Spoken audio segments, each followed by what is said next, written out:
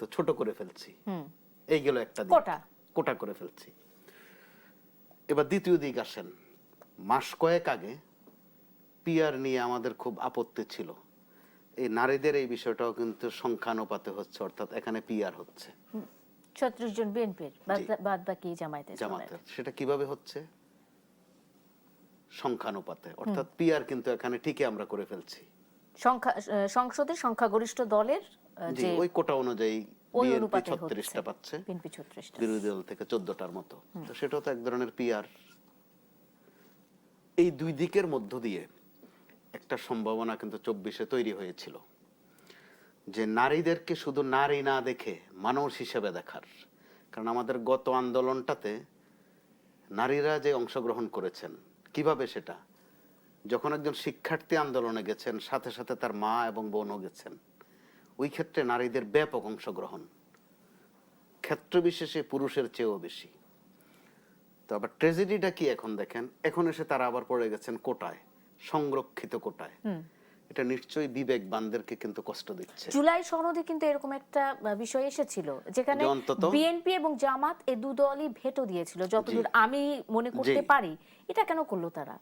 অর্থাৎ নারীদের যে অংশগ্রহণ অথবা নারীদের যে এগিয়ে চলা, সেটাতে বাধা। সোজা বাংলা কথা, দু দলের মধ্যে কম অথবা বেশি। জামাত মাশাআল্লাহ একজনকেও তারা নমিনেশন দেয়নি, অথচ তাদের নির্বাচনের মাঠে আপনি দেখবেন যে নারীরা ব্যাপক অংশগ্রহণ করেছে, ঘরে ঘরে গেছে তাদের নারীরা, এবং খুবই শিক্ষিত তারা, নির্বাচনের মাঠে লড়াই করার মতো। আর বিএনপিতে আমার সহ আলোচক শাম্মী আপা সহ যে প্রোডাকশন আছে, ছাত্রদল করে আসা, যারা মাঠ থেকে আসা, একদিকে তাদের জনপ্রিয়তা ছিল বা আছে, আন্দোলনে তাদের ত্যাগী ভূমিকা আছে। এখন নতুন করে নির্বাচন আসার পর আপনি খেয়াল করে দেখেন, গত 2-3 দিন আমরা যে ফুটেজগুলো দেখছি, সব দেখছি না, অল্প কিছু দেখছি, এখানে তাদের বলতে হচ্ছে কার কত ত্যাগ আছে, কার মাথায় কয়টা সেলাই লেগেছে, কার আঙ্গুল ভেঙেছে। এটা কিন্তু দুঃখজনক। সেটা একদম প্রমাণিত চোখের সামনে যে তাদের ত্যাগ, তিতিক্ষা, ভোগান্তি।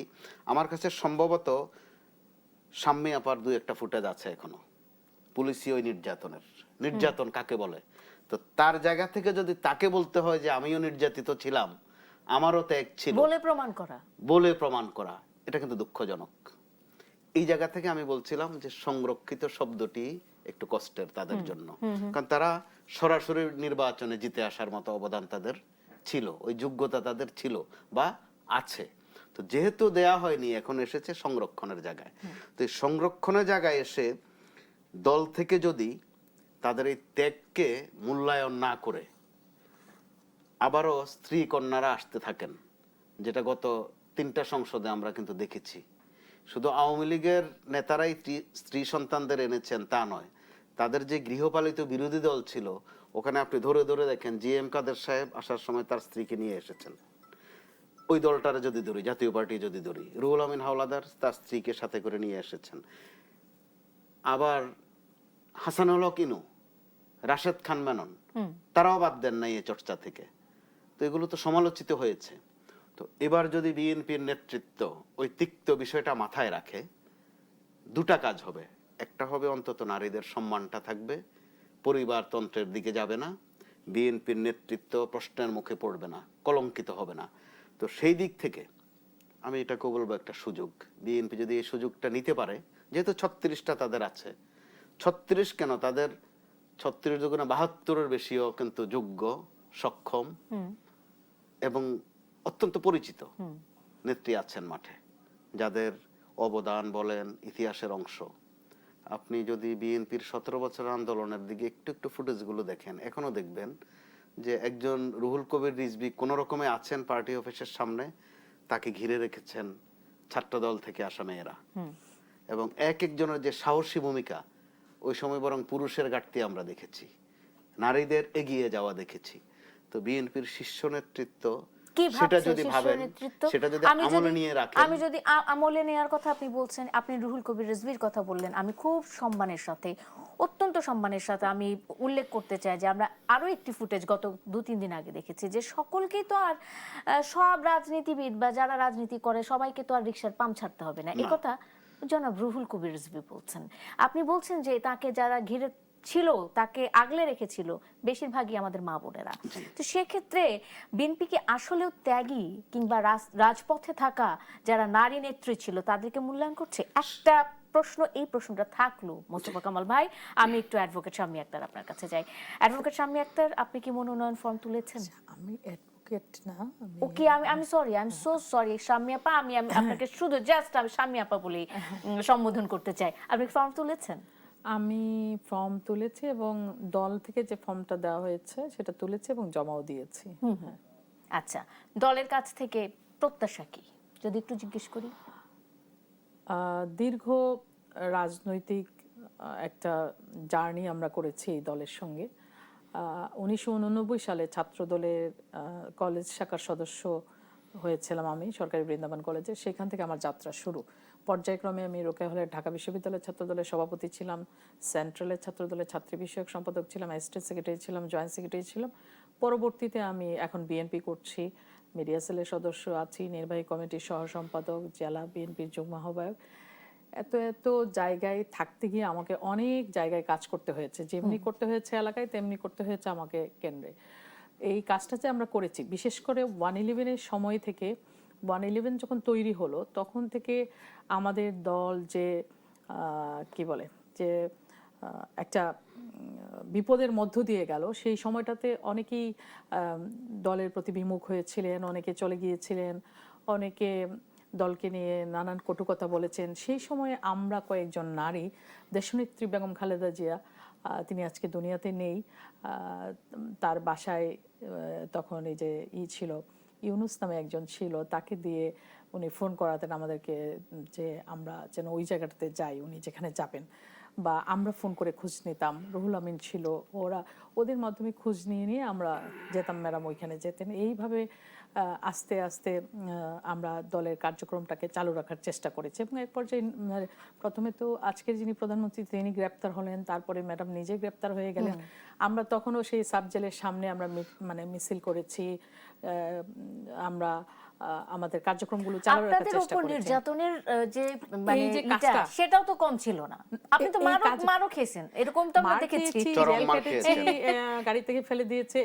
এগুলো তো মানে যেটা বলছিলেন মোস্তফা কামাল ভাই, যে এগুলো তো ইতিহাসের অংশ, এগুলোকে আপনি মানে অমিট করে দিতে পারবেন না, এগুলো ইতিহাসে ঘটে গিয়েছে, ডিজিটাল ফুটপ্রিন্ট এখনো আছে সেই ঘটনাগুলো। আমি যেটা বলছিলাম যে এই কাজগুলো করতে যে দলের কার্যক্রমকে চালু রাখতে, যে সচল রাখতে, যে আমরা যে কয়জন নারী তখন কাজ করেছি, আমাদেরকে নানান প্রতিকূলতার মধ্য দিয়ে যেতে হয়েছে। ইভেন আমার হাজব্যান্ডকে ফোন করে বলেছে, আপনি আপনার ওয়াইফ কেন, ম্যাডাম তখন ক্যান্টনমেন্টের বাড়িতে, তখনও গ্রেফতার হননি, বলছে যে আপনার ওয়াইফকে, আপনার বাচ্চা স্কুলে পড়ে না, আপনার ওয়াইফকে নিচ্ছেন না কেন, কি চাচ্ছেন আপনি, মানে আপনার ওয়াইফ কেন ক্যান্টনমেন্টে যায়? হ্যাঁ, সো আমি তো যাচ্ছি ম্যাডামের সঙ্গে দেখা করার জন্য, কথা বলার জন্য, কারণ উনি তখন বাড়িতে একা, দলীয় নেতাকর্মীদের সাথে ওইভাবে ওনার কথা বলার সুযোগটা তো ওই সময় নাই। এই যে ভয়ঙ্কর অবস্থার মধ্য দিয়ে আমরা গিয়েছি, তখনও আমরা কিন্তু মানে ভয় পাইনি, আমরা কিন্তু সাহস নিয়ে এগিয়ে গেছি, কাজ করেছি।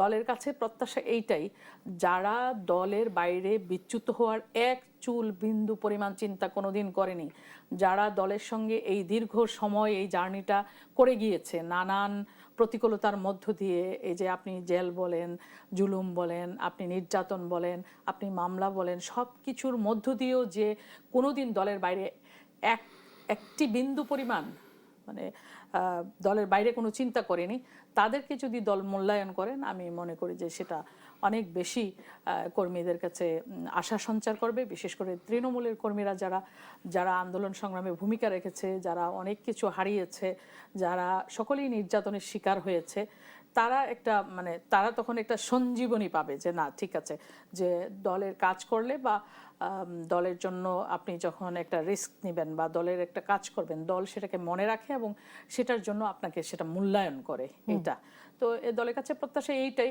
যারা সত্যিকারভাবে দলকে ভালোবেসে দীর্ঘদিন ধরে এই দলকে আগলে রেখেছে, দলের পতাকা সমুন্নত রেখেছে এবং যতদিন বাঁচবে সেই পতাকা নিয়েই তারা বাঁচবে, সেই মানুষগুলোকে খুঁজে খুঁজে মূল্যায়ন করলে জিনিসটা অনেক বেশি ভালো হবে, আরো সুন্দর হবে, আরো যে হিসেব নিকেশের কথা বলছিলাম আমরা, সেটি হয়তোবা সেটার যোগফল সুন্দর হবে। আবারও চলে যেতে চাই মোস্তফা কামাল ভাই আপনার কাছে ওই প্রসঙ্গে, যে বিএনপির যে আমরা নির্বাচনের আগ মুহূর্ত থেকে দেখতে পাচ্ছি যে বিএনপিতে বিদ্রোহী প্রার্থীর সংখ্যাও কিন্তু এবার অনেক বেশি ছিল।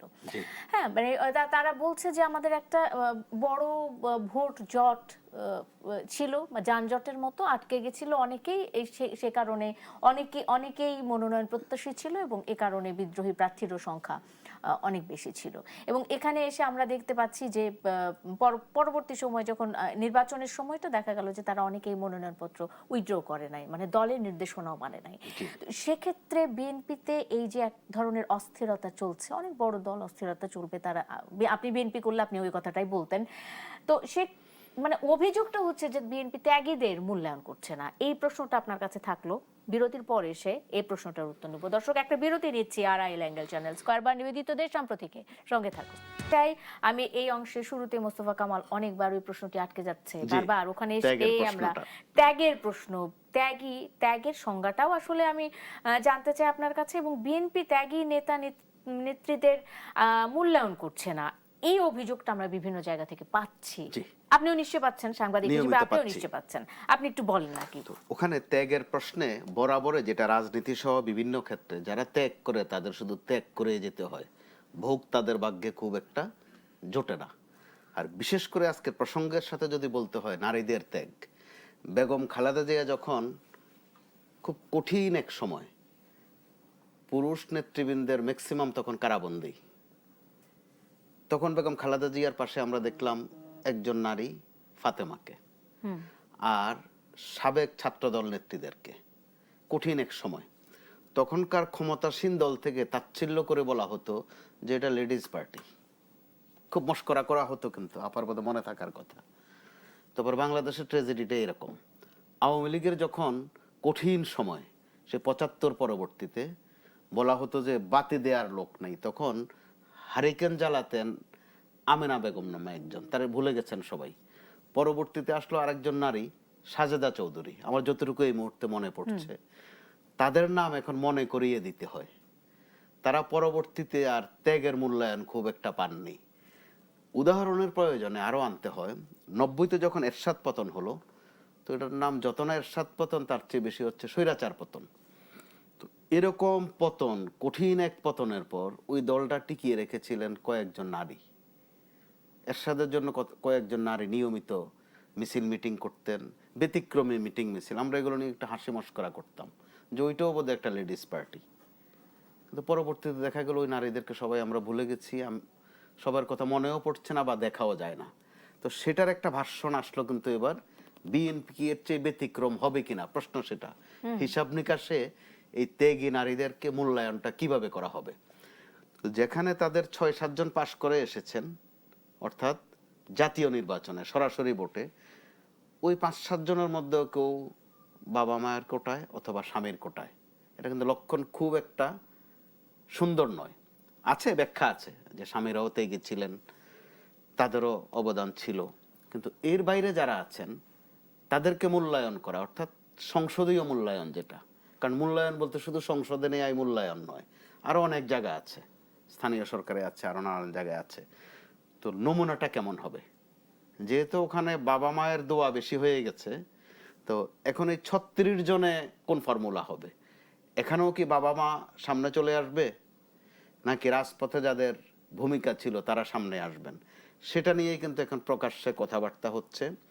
আবার যেহেতু একটা বিশাল দল, ক্ষমতাসীন দল, সবাইকে সংসদে মূল্যায়ন করার সুযোগ থাকেও না, তো যে কারণে দলও কিন্তু আসলে এই নিয়ে খুব সন্তোষজনক জবাব দিতে পারে না। একটা মিল দিতে হয় মধ্যবর্তী, যেটা রুহুল কবির রিজভী দিয়েছেন, যে সবাই রিকশার হাওয়া ছাড়বেন ওইটাই অবদান নয়, আরো বিভিন্ন ক্ষেত্রে অবদান আছে। তো সেটা তিনি মিন করেছেন যে সবাই রাজপথে ছিলেন বা থাকবেন সেটা হয় না, ভূমিকা রাখার আরো নানান ক্ষেত্র থাকে। তো বিএনপি এবার যেই তাদের ৯০০-এর মতো সম্ভবত বা ৯০০+ দাখিল হয়েছে, জমা পড়েছে ফরম, ওখান থেকে তারা ৩টা মূল্যায়নের কথা এর মধ্যে গণমাধ্যমকে বলেছেন। একটি হচ্ছে শিক্ষাগত যোগ্যতা, প্রথমে বলা হয়েছে যে রাজপথের ভূমিকা। তো প্রথমটা যদি মেনটেন করে রাজপথের ভূমিকা, নিশ্চয়ই কে ত্যাগী, কে ভোগী, কে সুবিধাভোগী, এই প্রশ্নটার একটু একটু হলো অবসান হওয়ার সুযোগ আছে, কিন্তু ওই অবসান কতটুকু হবে আমাদের বোধহয় একটু অপেক্ষা করে দেখতে হবে, যেহেতু সামনে আরো কয়েকটা দিন আছে। তো ওই ক্ষেত্রে আমাদের শাম্মী আপাদের মতো যারা আছেন, বড় দলে থাকলে কিছু অসুবিধাও আছে, সব কথা বলাও যায় না, তিনিও নিশ্চয় সব বলতে পারবেন না, বিপদ আছে ওখানে। তো তারপরও তারা যে তাদের অধিকার, তাদের ত্যাগের কথা বলছেন এখন, সেটা স্বাভাবিক, বলবেন, কিন্তু এই বলাটাও কষ্টের। তাদের ত্যাগ গোটা দেশ দেখেছে, দল আরো বেশি করে দেখেছে। তো এখন তাদের যদি আবার ত্যাগের নমুনা দেখাতে হয়, ত্যাগের চিহ্ন দেখাতে হয়, এটা খুব সুখকর নয়, সম্মানেরও নয়। তো সেই জায়গা থেকে বিএনপি এই সুযোগটা কিভাবে নেবে, বিএনপির জন্য সেটা একটা বিএনপি কঠিন পরীক্ষা। এবারে নির্বাচনে বিএনপি অনেক রকমের ফর্মুলায় কৌশল বা নির্বাচনী কৌশল অবলম্বন করেছে, আমরা দেখেছি। বিএনপিতে যারা শরিক ছিল, শরিকদের অনেকেই নিজেদের দলটাকে বাদ দিয়ে এসে বিএনপিতে যোগ দিয়ে বিএনপির প্রতীক নিয়ে নির্বাচন করেছে। একটা কঠিন পরিস্থিতি বিএনপিকে মোকাবেলা করতে হয়েছে। এক্স্যাক্টলি। এখন আবার দেখা যাচ্ছে অনেকেই সে সময় হয়তো বা মূল নির্বাচনে অংশগ্রহণ করেছে, তারা এই সময়ে এসে আবার তাদের অনেকেই দেখছি যে সংরক্ষিত নারী আসনের সংসদ সদস্য হওয়ার জন্য সেই দলটিকে ত্যাগ করে আবার বিএনপিতে যোগ দিচ্ছে। মানে এদের জন্য আসলে এদেরকে আপনি ত্যাগী বলবেন, এরা আসলে এদেরকে কি বলবেন? তারা ত্যাগের সংজ্ঞাটাও পাল্টে ফেলছে। আমি আপনার সাথে ছিলাম কয়েকদিন, এখন আপার সাথে আছি, তাইলে আমিও একটা ত্যাগী, কারণ আপনাকে ত্যাগ করেছি। তো আচ্ছা, তারা কেউ কেউ বিভিন্ন নিজের দলও ত্যাগ করে আরেক দলে এসেছেন। তো এটা অনেকটা ঠিক পরকীয়া না, একেবারে লাভ ব্যারেজের মতো, আর গোপন রাখেনি কিছু। বিএনপিতে চলে এসেছে নিজের ঘর দুয়ার বন্ধ করে, সেটা আমরা দেখলাম। তো সেটা যদি এই সংসদীয় আসনের বিন্যাসও এরকম কিছু হয়, অবশ্যই মনোকষ্ট বাড়াবে, কিন্তু তার সমাধান তো আসলে শেষ পর্যন্ত আমরা দেখতে পাবো না। মনোকষ্ট ছাড়া যে ত্যাগীদের এরকমই হয়, ওই আফসোসের মধ্যে তারা সারা জীবন ত্যাগ করে যাবে, এমনটাই। আমি একটা বিরতি নিব, বিরতি নিয়ে এসে শাম্মী আপা আপনার কাছে প্রশ্নটা রাখতে চাই, কারণ আমার কাছে সময় খুব কম।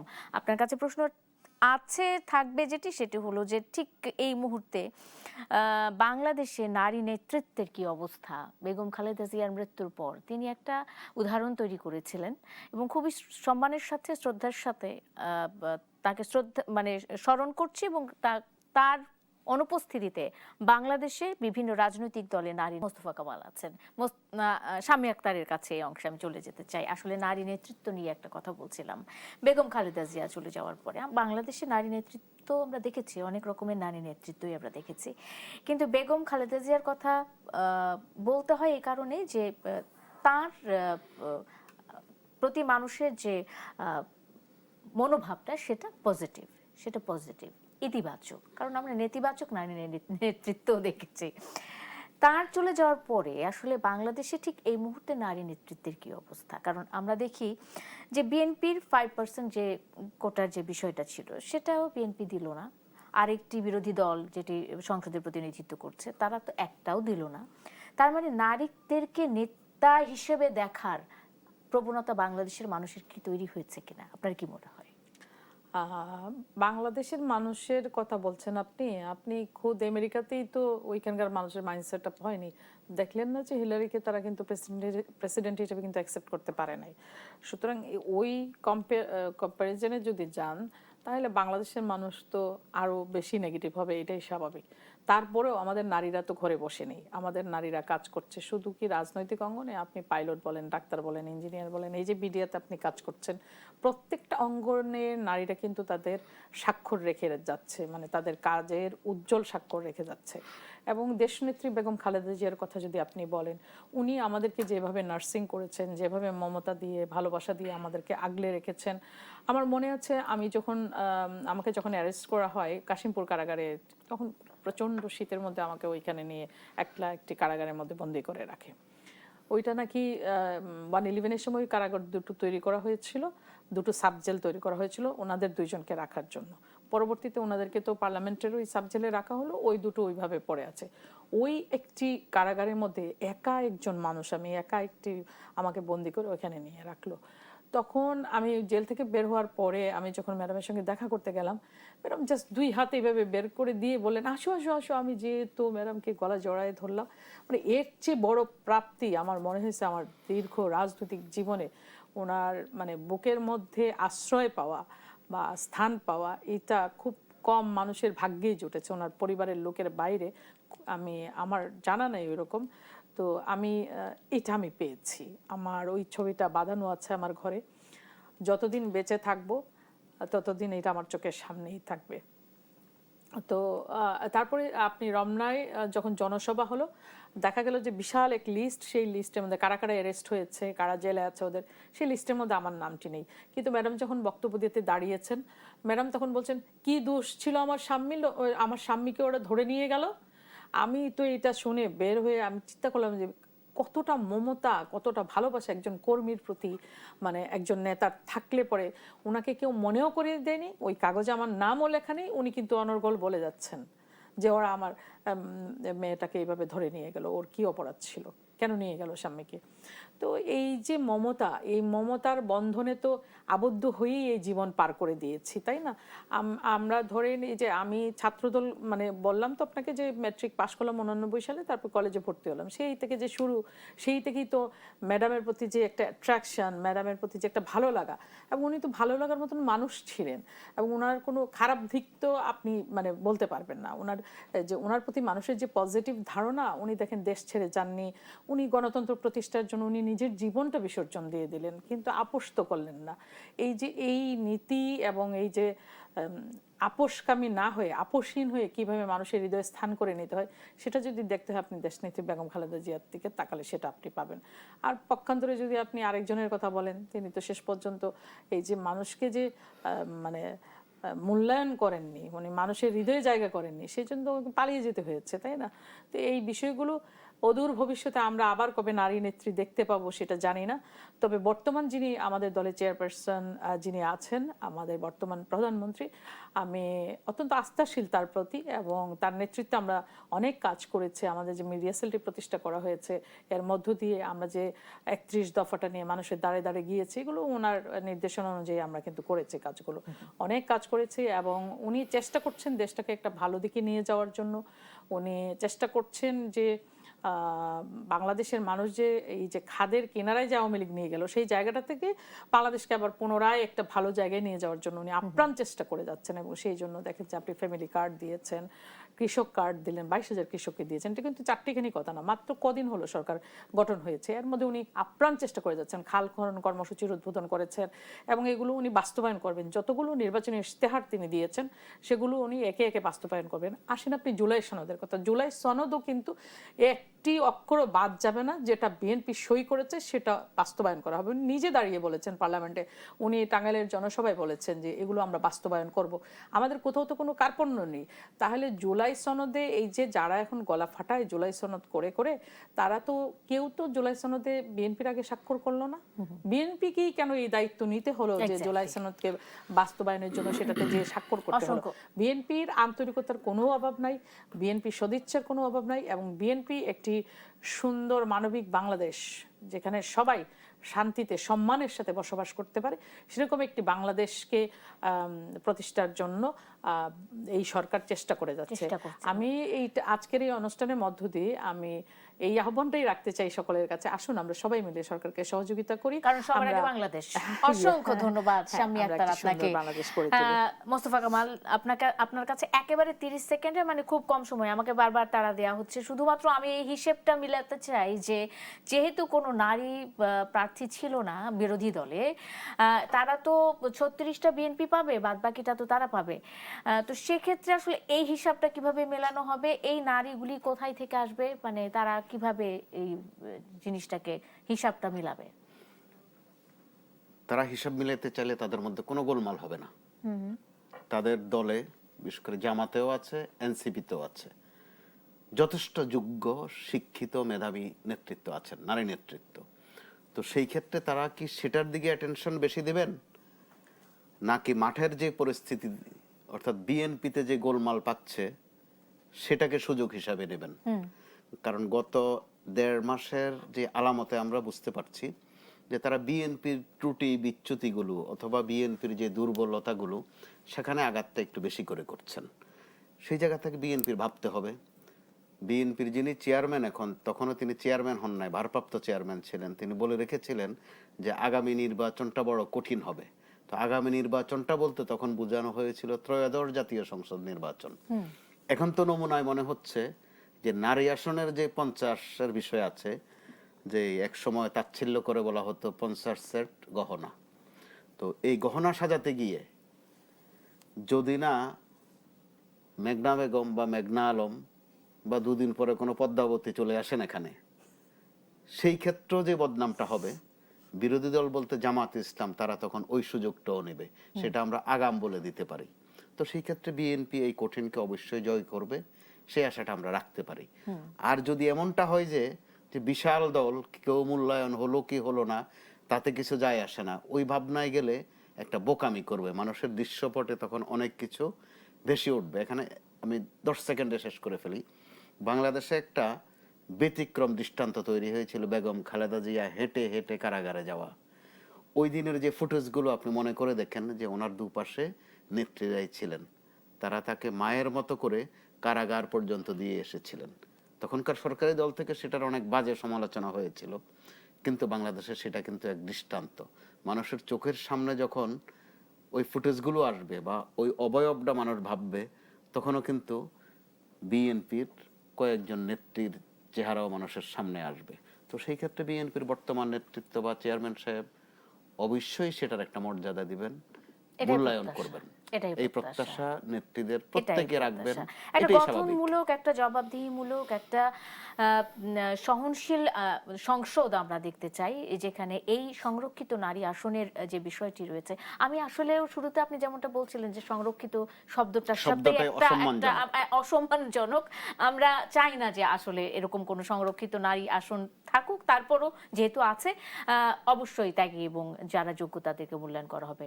ধন্যবাদ শাম্মী আক্তার আপা, আপনাকে ধন্যবাদ। মোস্তফা কামাল, আপনাকে ধন্যবাদ। দুজনকে ধন্যবাদ জানিয়ে দর্শক আজকের মতো শেষ করতে চাই দেশ সাম্প্রতিক। সাথে থাকার জন্য আপনাদেরও ধন্যবাদ। শুভরাত্রি।